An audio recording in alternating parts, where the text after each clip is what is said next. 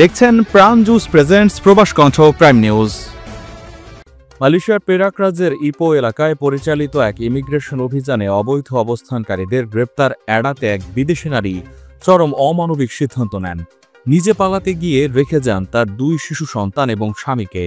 19 জুলাই ভোররাতে প্যানোরামা লাপাঙ্গান পারদানা এলাকায় ইমিগ্রেশন বিভাগের বিশেষ অভিযান অপারেশন কুটিপের সময় এই ঘটনা ঘটে।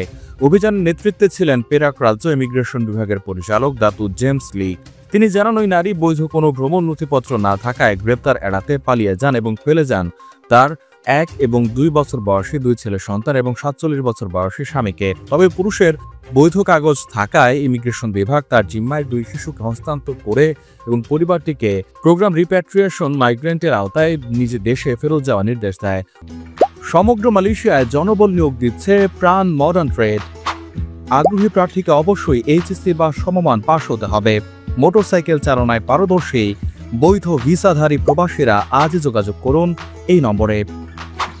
অভিযানটি পরিচালিত হয় ইমিগ্রেশন বিভাগের গোয়েন্দা এবং বিশেষ অপারেশন ইউনিটের গোপন নজরদারি এবং জনসাধারণের করা অভিযোগের ভিত্তিতে। অভিযানে সহায়তা করে পাসুকান কেরাকান আম বা দেশটির জেনারেল অপারেশন ফোর্স। অভিযানে মোট 220 জন বিদেশিকে জিজ্ঞাসাবাদ করা হয়, যাদের মধ্যে 131 জনকে বিভিন্ন ইমিগ্রেশন আইন লঙ্ঘনের দায়ে আটক করা হয়। এর মধ্যে ইন্দোনেশিয়ার 32 জন পুরুষ, 16 জন নারী এবং 2 জন শিশু রয়েছে। 54 জন বাংলাদেশি প্রবাসী এ সময় আটক হয়েছেন।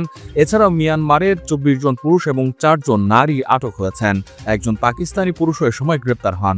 তাদের বয়স 2 বছর থেকে 50 বছরের মধ্যে। প্রবাস কণ্ঠ নিউজ ডেস্ক।